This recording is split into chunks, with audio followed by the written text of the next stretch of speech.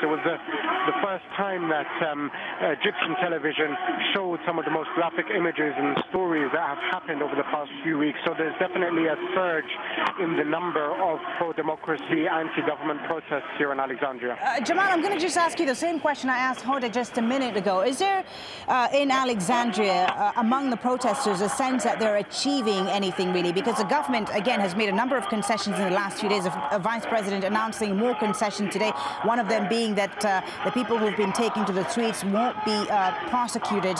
Are the people there really, do they feel like they're achieving anything? Because their key demand that Mubarak stands down still hasn't been met. Of course, I mean, their main demand they know hasn't been met, but they do feel that they have made huge gains in the past couple of weeks. I mean, the mere fact that Mubarak was forced to come out and announce that he would not run again, many an Egyptian forever believed that Mubarak would not leave office unless it was after he passed away. So that in itself, for many protesters here, is a huge success. The fact that he was forced to appoint a vice president the first time in 30 years, the fact that there's now these committees, however genuine or not they may be, these are seen by the pro-democracies as huge gains. The fact of the matter is, though, obviously, that they still are skeptical about the previous news purely as some attempts of bribe. Is that the call to prayer there, I believe, in Alexandria, Jamal, right? Is a sign that they will continue until Mubarak leaves, or at least that's what they claim. Okay, thank you very much, Jamal Eshal, joining us there live from Alexandria as we watch the pictures there of the demonstrations in Egypt's second largest city. And at the same time, we're hearing the call to prayer. So we're expecting the crowds there to begin praying as they've done in the past 2 weeks now. Every time the call to prayer is heard, they kneel down and pray in the streets in Alexandria, but as well as in Cairo. Well, with us now here in the studio again as we watch these images from Cairo's Tahrir Square is Sabri Hafez. He's an Egyptian professor of comparative literature at Qatar University. He knows Egypt very well, Egyptian society very well. It's certainly very impressive to see these images. You know, we've gotten used to seeing thousands in Tahrir Square, but when you see this and people really settling into the square now, tens of thousands. What do you make of this? Is the movement, the momentum still there in your opinion? Because there was concern just a few days ago, even a few hours ago, that the momentum was not there anymore. But clearly it's not the case when you watch these pictures and you hear these chants. No, what I see and what I have been watching over the past 2 weeks is that a real revolution gathering momentum and developing as it goes. It is a very spontaneous, very natural type of revolution where actually the young people started it and led it, and now every strata of the Egyptian society are part of it now. Today we got, for the first time, all the university teachers and the professors went and joined it. Yesterday they were the journalists, the lawyers, and so on. All people from all walks of life. It is a revolution that transcends social So this is a real revolution in your opinion? In my opinion, it is a real revolution, and I just wrote an article about it, sent it to be published in Cairo, that the only thing I can compare it with is with the French Revolution. And without the fall of the Bastille...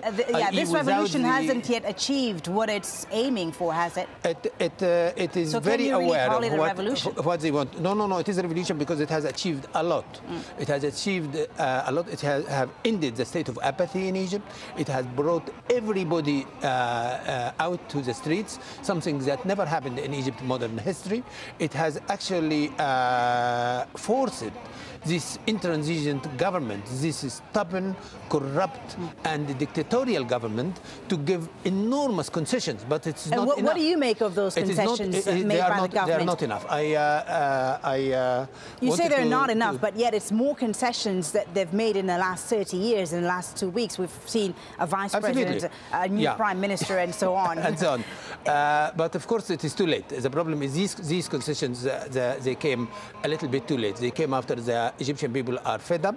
They came after the regime itself has actually committed so many horrendous and stupid crimes against the Egyptian people. In the last 2 days, the revelation came out that the massacre of Alexandria of the church of Christmas, the Saints, Christmas bombing, massacre, yeah, was actually masterminded by the police. Those are allegations for the time being. There are allegations, yes. Let me just have you react perhaps on the other development of the day. And we heard from a lawyer earlier, and that's 20 lawyers launching action against the Mubarak regime for stealing state wealth. This is certainly unprecedented. What do you make of it? And do you think it's going to go anywhere? This is unprecedented because what Mubarak has done is also unprecedented. Mubarak, they have been really pillaging the resources of the country. They have been, he and his family. That's why when the public prosecutor put a number of the ex-ministers and the leading members of the governing party under investigation, I wanted him to put the Mubarak family under investigation, particularly his in-laws. All his in-laws, whether the family of his wife or the families of the wives of his children, they started as almost penniless people, and now they are billionaires.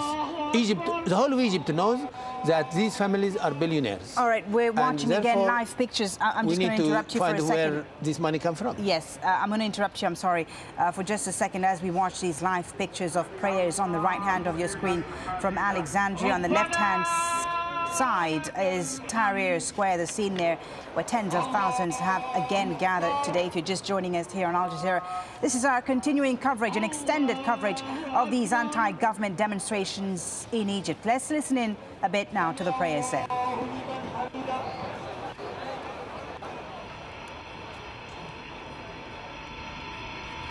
Allahu Akbar.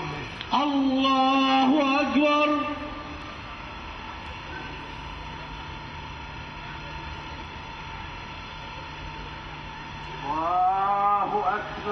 Allahu Akbar.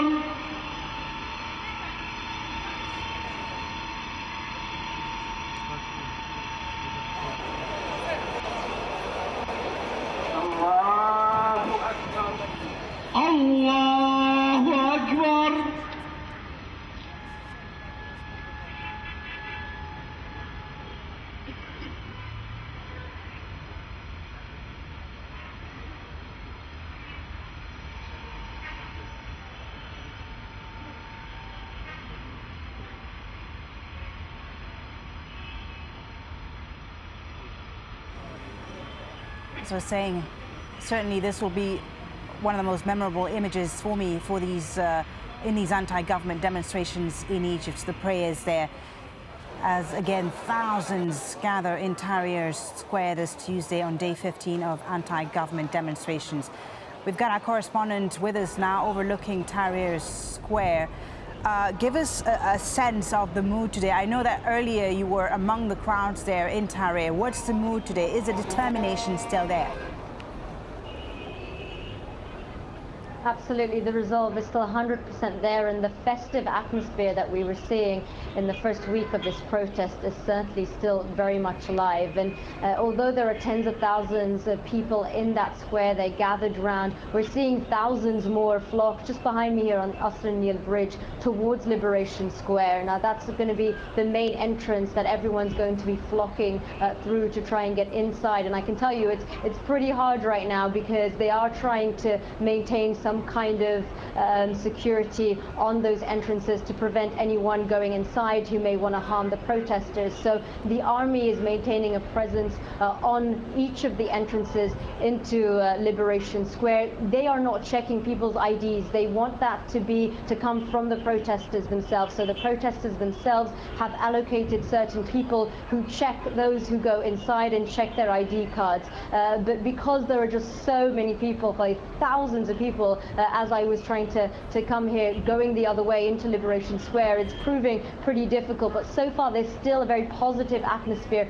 even given these long queues, people going around the corner, around the bridge, into the streets, waiting to get inside. No one seems upset about it. No one seems angry. They're very, very orderly, and as I said, a very positive atmosphere inside that square right now. And you know, when you see these tents being set up in Tahrir Square, you understand that these people there demonstrating are really in it for the long haul.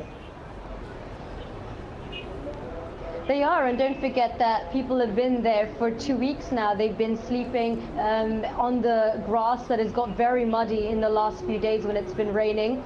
And they've really just found ways around the difficult